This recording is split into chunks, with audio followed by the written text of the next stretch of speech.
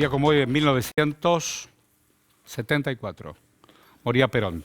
Tenía 78 años. Volvía a la Argentina después de un exilio gigantesco. Gigantesco. En la Argentina pasó de todo. En la Argentina pasó de todo. Lanuse gobernó. Ahí está. Vamos. Ahí están cantando el himno. El ámbito es la Confederación General del Trabajo. Ese salón es el Salón Felipe Vallese, con todo lo que significa Felipe Vallese. Ahí ustedes tienen el presidente y los secretarios de la CGT. Lo vemos al gobernador de la provincia de Buenos Aires, Axel Kicillof, y a espaldas de él, Santiago Cafiero. Hoy a la mañana, muy temprano, pensé en su abuelo, en Antonio. Ahí lo tenés. Moyano, Hugo Moyano, Cavalieri, Martínez, la gente de la UPCN. Las Provincias Unidas del A Tristán Bauer también, y a Tolosa Paz. Encuentran a una CGT, pero mañana también está previsto un acto de la CTA. Esto significa del mundo informal de la Argentina. Y en ese acto va a hablar la vicepresidenta Cristina Fernández de Kirchner. La evocación es Perón. Perón, cuando volvió, habló de un gran acuerdo nacional, no solo para encontrarse con Ricardo Balbín, tratar de encontrar diferentes fuerzas que durante todo el exilio de Perón, claro, en Madrid, España, se habían encontrado y desencontrado. Tal vez, esta fecha emblemática, referencial, sirva también para las propias internas y encontrar en el movimiento obrero, el formal y aquel que hoy hace lo que puede en la informalidad, un lugar común que tiene que ver con el futuro más cercano. Ahí concluyó el himno. Están con las estrofas finales. ¿Qué estarán pensando? Felipe Vallese fue un mártir del peronismo. Fue el primer militante asesinado durante esas revoluciones fusiladoras. Hago silencio, escuchamos el himno y seguramente en el devenir del acto. Ahí estamos. Juremos con gloria a morir. Juremos con gloria a morir. Juremos con gloria a morir.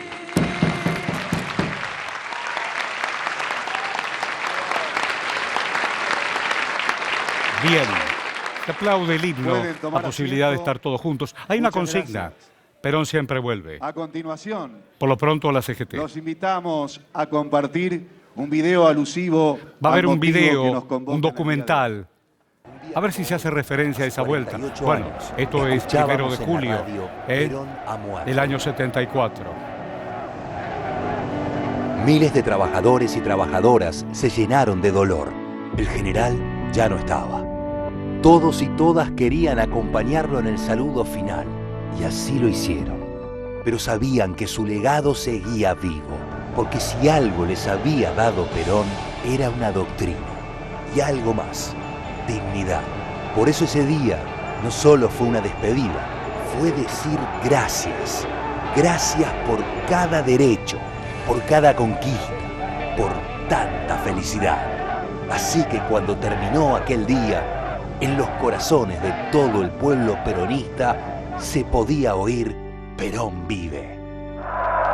Recuerden, trabajadores, únanse, sean hoy más hermanos que nunca. Sobre la hermandad de los que trabajan, ha de levantarse en esta hermosa patria la unidad de todos los argentinos.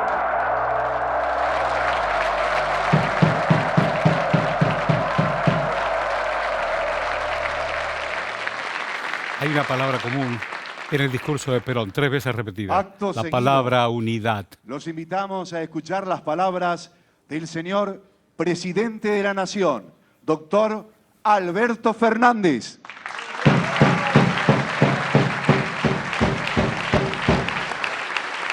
Muchas gracias. Compañeros, compañeras, gracias Tula por tu bombo, de verdad. Me pone contento verte aquí. A ver, miren, hoy hace 48 años que Perón nos dejó. Perón fue un hombre inmenso, enorme. Definitivamente es de esos que nacen una vez y nacen. Y la verdad, significó para la Argentina un antes y un después. Yo recuerdo perfectamente ese 1 de julio, porque llegaba del colegio, yo era militante de la UES en esos días. Llegué del colegio al mediodía, me senté a comer algo y de repente vino la cadena nacional y recuerdo perfectamente a Isabel tratando de no quebrarse para contarle a los argentinos que Perón se había ido. Y fue absolutamente conmocionante.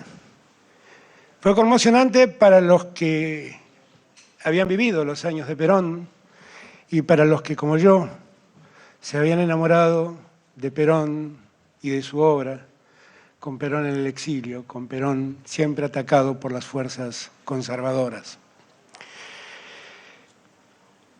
Ahora, siempre tuve la sensación que Perón se tiene que haber ido feliz de la vida porque lo que Perón hizo en esta Argentina ha sido inmenso, inmenso.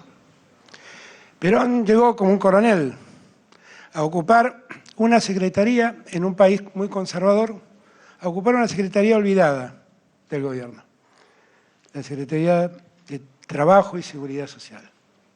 Parecía un lugar donde uno ahí solo podía cumplir una tarea opaca. Y sin embargo, hizo la mayor revolución social que la Argentina recuerda. Porque Perón entendió que había una parte de la sociedad argentina que estaba al margen, que no tenía derechos, que no disfrutaba de la Argentina. Un sector de la sociedad a la que le llegaban solamente aquello que los más poderosos decidían que les llegue. Y que en verdad vivían en condiciones de ningún derecho. ¿Qué hizo distinto a la Argentina respecto de otros países de América Latina? Lo distinto es que tuvimos a Perón. No nos damos cuenta, porque para nosotros hoy en día el sindicalismo es algo lógico. Sindicalizarse es algo lógico. Hoy en día tener un trabajo formal con protección para los trabajadores es algo lógico. Poder gozar de licencias por enfermedad es algo lógico. Poder gozar de vacaciones pagas es algo lógico. Poder jubilarse es algo lógico. Pero nada de eso existía antes de que Perón llegara. Dense cuenta de lo que significó Perón para la sociedad argentina. Fue un antes y un después.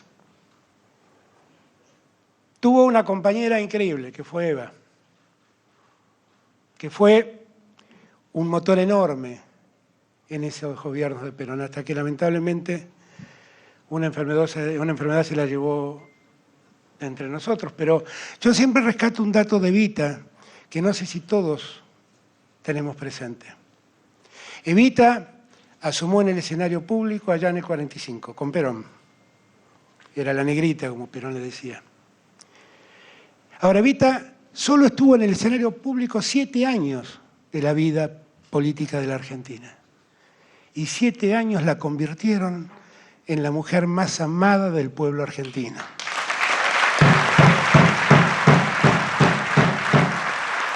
Y en un símbolo imborrable de la Argentina.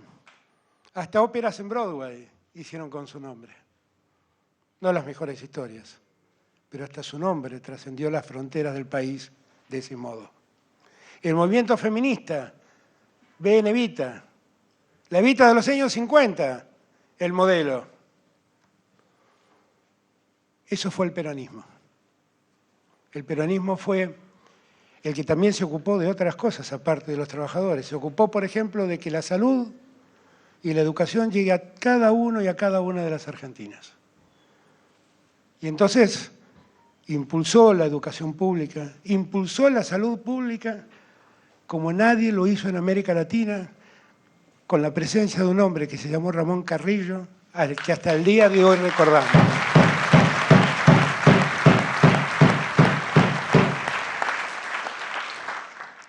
Y también hizo una enorme reforma, la posibilidad de que los hijos de los trabajadores se conviertan en doctores, aquella aspiración de tener mi hijo el doctor, que era una aspiración que tenían los sectores que trabajaban. Primero creó la Universidad de los Trabajadores, que es hoy la Universidad Tecnológica Nacional. Pero después hizo algo más importante. Dispuso la gratuidad de los estudios universitarios y así permitió que todos pudieran acceder en la universidad pública. Esa universidad que hoy tenemos, que es orgullo de los argentinos, esa universidad fue pública y gratuita porque Perón lo dispuso. Hubo definitivamente un antes y un después en la historia argentina de la llegada de Perón. Como siempre pasa, darle tantos derechos a los sectores populares lastima y enoja a los poderosos. Y fueron impiadosos, Primero, bombardearon una plaza de Mayo llevándose muchas vidas de inocentes que aquella tarde estaban transitando y trabajando por la ciudad. Cuando creímos que eso se había terminado y había fracasado, un 16 de septiembre se levantaron en armas y esta vez sí derrocaron a Perón. Que ahí hizo otra elección enorme, porque el pueblo estaba con Perón, pero prefirió irse antes de que se derrame sangre argentina, peleando por mantener un gobierno. Y ese también es un gesto no contemplado por la Argentina. Definitivamente evitó una guerra civil ese día, a un alto costo, porque el día que Perón se fue, llegaron los primeros asesinos militares, eso que se dio en llamar Revolución Libertadora. Persiguieron, prohibieron, nos prohibieron nombrar a Perón y Evita, prohibieron la marcha. Creyeron que, sin nombrarlos, el mundo los olvidaría, la Argentina los olvidaría. Algunos militares que quisieron reponer la institucionalidad en Argentina terminaron fusilados. Y hubo otros fusilamientos que se llevaron la vida de civiles, como lo de José León Suárez. Tanta crueldad para acallar a un hombre y a un pueblo que lo único que quería era vivir dignamente. Y vinieron los años de exilio de Perón, que duraron 18 años. Exilio y proscripción, ambas cosas. No solamente lo exiliaron a Perón, prohibieron el peronismo. Y pasaron las cosas que pasaron. Los gobiernos que ganaban con el 20% de los votos, porque el peronismo se abstenía y no votaba. Y cuando esos gobiernos se debilitaban, venían los golpes de Estado. Y otra vez la violencia. Esta vez disfrazada de coroneles populares, la Revolución Argentina, que también se llevó la vida de muchos argentinos que luchaban por querer restablecer la democracia en Argentina. Este salón lleva el nombre de Felipe Vallese, una víctima del Plan Conintes, desplegado para callar las voces que se alzaban reclamando democracia plena en la Argentina. Y como Felipe Vallese murieron muchos otros, algunos fusilados en Trelew, otros en el Cordobazo, en el Rosariazo. Pueblos enteros que se levantaban reclamándole a la dictadura, terminemos con la dictadura y déjennos votar. Y no querían que eso ocurra, porque si eso ocurría, Perón volvía al poder. Y así fue que la presión social fue tan grande que un día debieron permitir que Perón vuelva al país. Un 17 de noviembre. Una jornada inolvidable para muchos de nosotros. Era un día de lluvia como el día de hoy. También aquel 1 de julio del 74, cuando murió, llovía como llueve hoy. Y a pesar de la lluvia y de la inclemencia, miles y miles de trabajadores, de argentinos y de argentinas, fueron a buscar al general de regreso a la patria. Perón volvió allí en noviembre del 72, le habían puesto una cláusula ridícula que decía que si no estaba antes de determinada fecha, creo que era 25 de agosto o de octubre, no me acuerdo, entonces no podía ser candidato. Y entonces Perón le dijo a Cámpora que el candidato fuera él. Y un 11 de marzo de 1973, cuando los peronistas pudimos votar, los peronistas volvimos a hacer gobierno. Y Perón allí era el jefe de este movimiento nacional y popular. Cámpora renunció y le abrió las puertas al regreso de Perón en la elección. ¿Y cómo era ese Perón que volvía en el año 73? Después de haber padecido todo lo que estoy contando, después de haber visto de cerca la muerte, después de haber visto cómo lo bombardeaban, después de haber visto cómo perseguían a sus compañeros, después de haber mantenido viva la unidad del movimiento viviendo a 12.000 kilómetros de acá. Era un Perón que lo único que quería era construir otra patria en otras circunstancias. Y es ese Perón que él mismo se llamaba un Perón herbívoro. Se dio cuenta que ya había que terminar en las divisiones que aniquilaban a la Argentina. Y habló con los radicales y se abrazó un día con Balbín y todos mirábamos sin entender cómo era esto de que Perón podía abrazarlo a Balbín. En verdad nos estaba dejando un mensaje claro, el mensaje de unidad que hacía falta. Nos estaba diciendo la Argentina no puede seguir en esta disputa de dos bandos y tenemos que estar unidos para poder avanzar. Y lo hizo, y lo hizo, y lo practicó. En aquel momento, me van a dejar ustedes que lo lea, porque son las frases de Perón que en aquellos días daba. Él advertía todos los problemas que la Argentina tenía. Veía una juventud tumultuosa, veía las reacciones corporativas, veía las reacciones de los poderosos, veía cómo el poder internacional se preocupaba por la llegada de Perón al poder.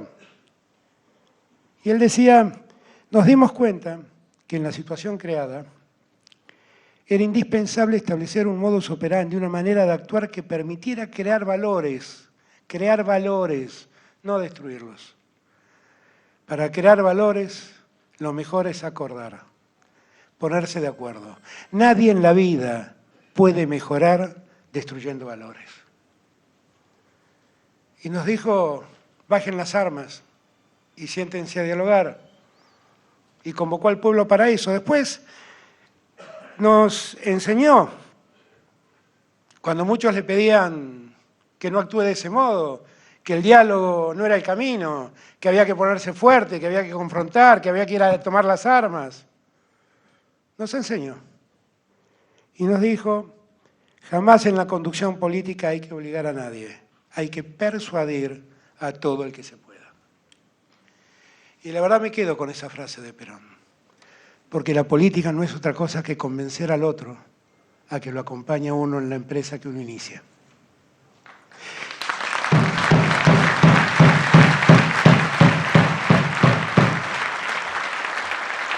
El poder no pasa por ver quién tiene la lapicera, el poder pasa por ver quién tiene la capacidad de convencer.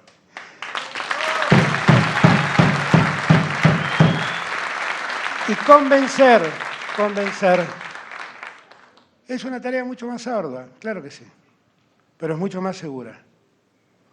Perón convenció a millones de argentinos y argentinas que hasta el día de hoy lo sienten vivo. Nunca necesito de una lapicera.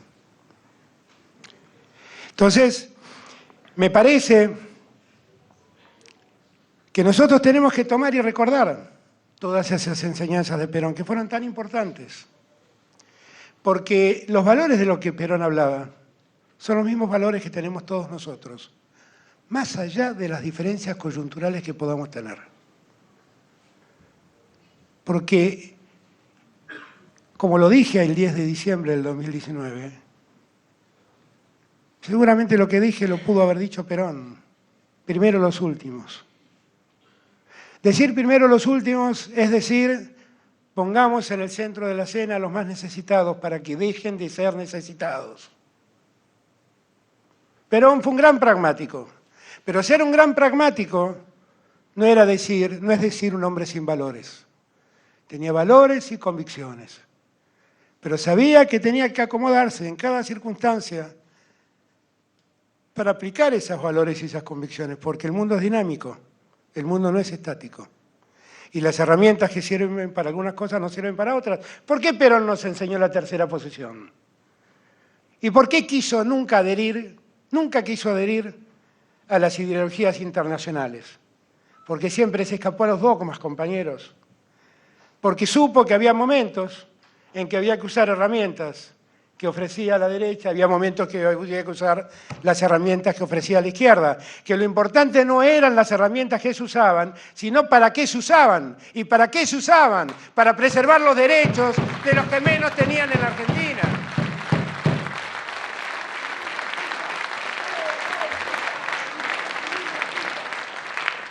Ese ya quedó viejo igual, tú la dejalo que ese ya quedó viejo. Entonces, la verdad es que la enseñanza de Perón fue inmensa, inmensa. Y hoy estamos acá por todo lo que nos dejó. Porque nos sentimos comprometidos con su legado. Porque cuando digo primero los últimos, digo primero a la gente. Y digo primero apoyar a la producción. Primero apoyar al que invierte y no especula. Primero apoyar al que da trabajo. Primero ayudar al que está en situación de pobreza. Primero, reconocer que hay una economía naciente, distinta, no conocida hasta el tiempo de hoy, que es la economía popular, y que tenemos que darle vida, porque si no la vamos a dejar al margen. Que esta no es una discusión de planes sociales, es una realidad. Es un mundo que así como vivió la revolución industrial, que trajo muchas crisis en la sociedad del mundo, la revolución digital está trayendo nuevas crisis y nosotros tenemos que atenderlas.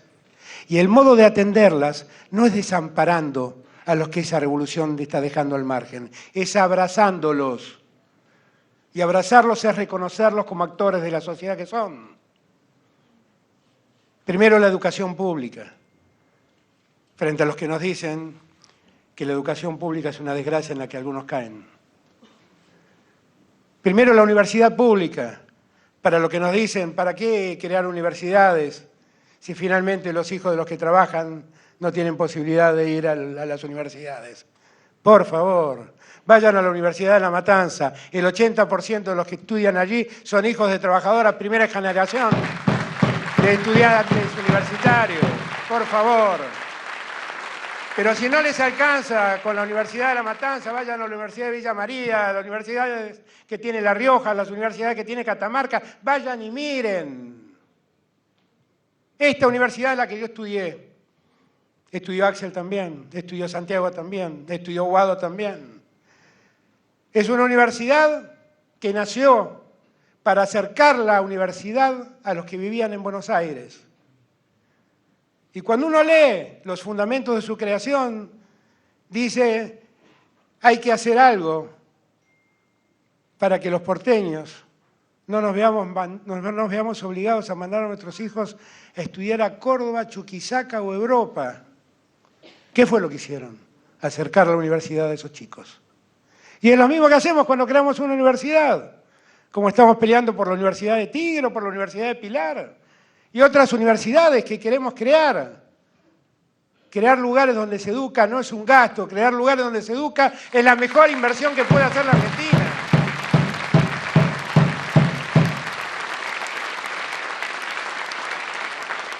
Nos ha tocado el tiempo más difícil de la humanidad.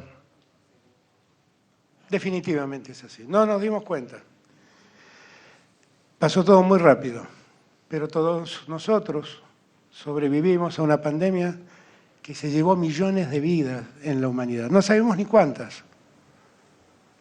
La Organización Mundial de la Salud ha dicho recientemente que pueden llegar a ser 10 millones de vidas, no menos de 6. Un holocausto. Los que estamos acá somos sobrevivientes de la pandemia. En la pandemia vimos la injusticia que el mundo vive. La vimos. Vimos lo que vale la presencia del Estado. En aquellos países donde el Estado había dejado la salud en manos privadas, la gente se moría en sus casas. Y aquellos países que habíamos desarrollado la salud pública encontraban un lugar de atención frente a la enfermedad. A nosotros nos dejaron un sistema de salud absolutamente desbaratado, destruido, olvidado. Y tuvimos que trabajar en medio de toda esa crisis de deuda, de caída del empleo, de aumento de la pobreza. Tuvimos que trabajar para darle a todos la atención de salud que necesitaban. Y pusimos 4.000 camas de terapia intensiva a lo largo y a lo ancho de toda la Argentina. Cato puso más de 30 hospitales, ¿cómo se llaman? Modulares, para poder seguir cubriendo las necesidades de los argentinos y las argentinas en cada rincón del país. Y tenemos una tranquilidad. La tranquilidad es que ningún argentino dejó de tener atención médica cuando se enfermó. Y eso no hubiera sido posible si no hubiéramos hecho todo lo que hicimos en ese momento. También la pandemia dejó en evidencia la desigualdad cuando llegaron la hora de las vacunas.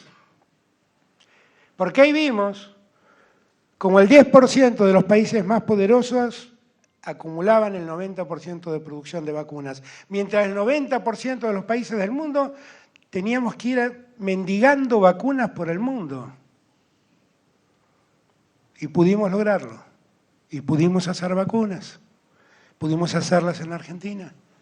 Y tuvimos la cantidad de vacunas necesarias. Nos dijeron de todo. Nos dijeron desde que encerrábamos a la gente hasta que éramos asesinos que las envenenábamos con vacunas. Pero el tiempo pasa y la Argentina está entre los países mejor calificados en el tratamiento de la pandemia y es el país que encabeza el nivel de inmunidad entre los países de renta media. Y eso, compañeros y compañeras, lo hicimos entre todos y todas. No lo hizo solo el gobierno, porque todos nos movilizamos para lograr ese objetivo. Y también mi reconocimiento al sindicalismo en ese tiempo, porque pusieron todas sus obras sociales al servicio de las necesidades de los argentinos y las argentinas.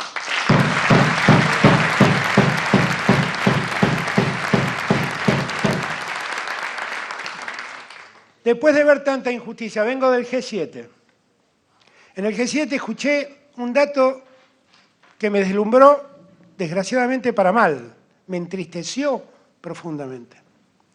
Escuché al presidente de la Unión Africana contar que el mayor problema que tiene África es que no logra distribuir electricidad a lo largo de su territorio.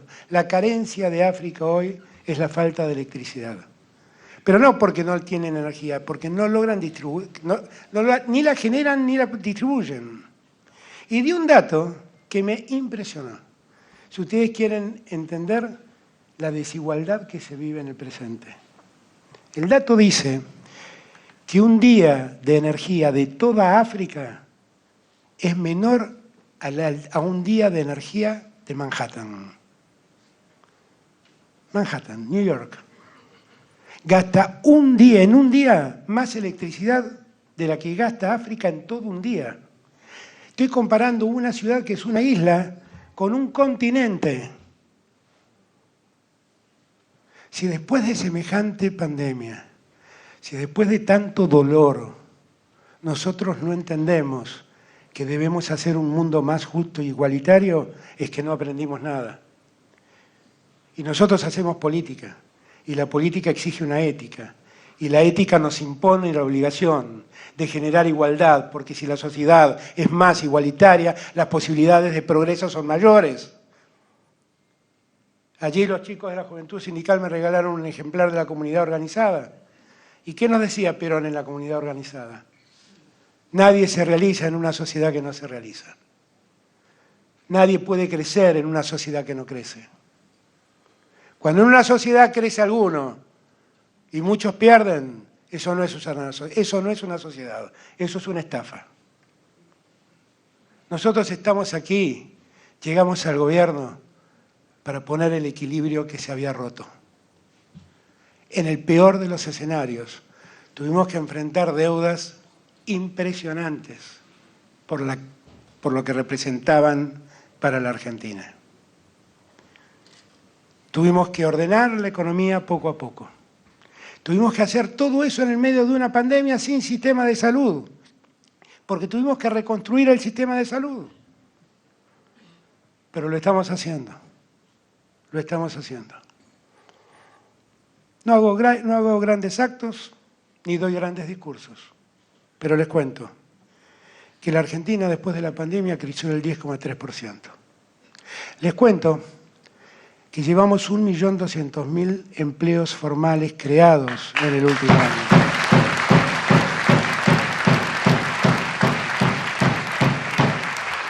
Mercedes, recurro al celular, porque cuando estaba viniendo para acá, Mercedes Marcó del Pont me pasó un dato que a ustedes lo va a poner contenta. Dice, esperen que encuentre el mensaje de Mercedes. Dice, es un dato importante. La recaudación total subió un 82%. Esperen, la recaudación total subió un 82%, muy traccionada por la seguridad social, aportes y contribuciones, que creció un 83%. ¿Saben qué es eso? Es empleo y salario de los argentinos.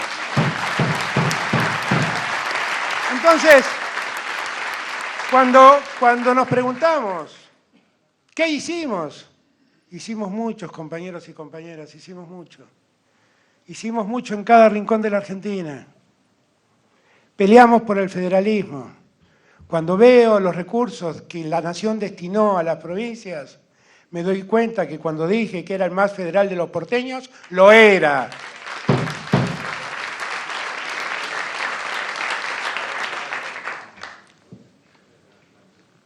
Y tenemos que enfrentar este tiempo que se viene, que tampoco es el mejor de los tiempos, porque una guerra se ha desatado en el mundo. Y como vivimos en este mundo global, nos habían dicho que íbamos a hacer una gran aldea. En esta gran aldea, donde estornuda otro, nos resfriamos nosotros. Entonces, cuando la guerra se desata en el norte, una vez más, los platos rotos los paga el sur. Y para eso fui a G7, a llevar la voz del sur. Ya se lo había planteado Macron, ya se lo había planteado a Biden, ya se lo había planteado a Scholz. Miren, mientras ustedes se sigan tirando misiles, en el sur estamos distribuyendo miseria y estamos generando hambre. Miren lo que dice la FAO, estamos en vísperas de tener una hambruna que afecta a 300 millones de habitantes en el mundo. Paren con esta guerra, no es tiempo de guerras, es tiempo de reencuentros. Y nosotros, que venimos de una pandemia amarilla, que no era la fiebre, y tuvimos que pasar otra pandemia, que fue la pandemia global, y tenemos que enfrentar la guerra ahora, tenemos que estar más unidos que nunca para entender que la Argentina debe salvarse con el aporte de cada uno y cada una de los argentinos. La misión del gobierno, Perón también nos la contó. La misión del que gobierna un país es muy simple. Sumamente simple, dice Perón.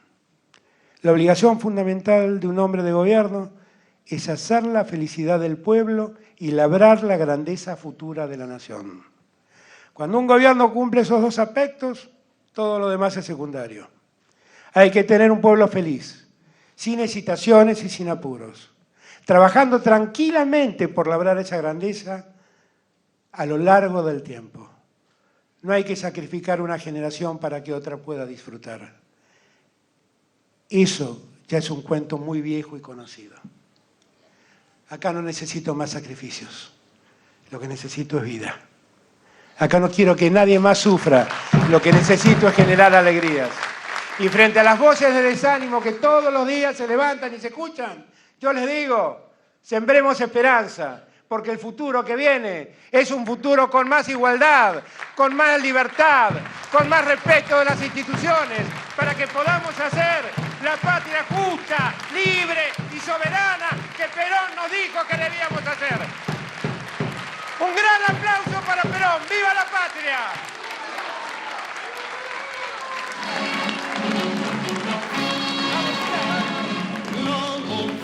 Un día como hoy, en el año 1974, moría Perón. Todas las fuerzas de la Confederación General del Trabajo y representantes del Gobierno Nacional presentes en el Salón Felipe Vallese. Tengo aquí en el wall dos puntas, dos diarios emblemáticos. Noticia era el diario de Montoneros. Y esto lo escribió Rodolfo Walsh, cortito y al pie. En la conciencia de millones de hombres y mujeres, la noticia tardará en volverse tolerable, más allá del fragor de la lucha política que lo envolvió. La Argentina llora a un líder excepcional. En la otra punta, y con eso me voy. Eso lo escribió Héctor Ricardo García en Crónica. Murió. Y un Balbín que abraza quien hacía algunas horas se convertía en la viuda de Isabel Perón. Y en marzo del 76 era derrocada. Vamos apenas a un corte y ya venimos.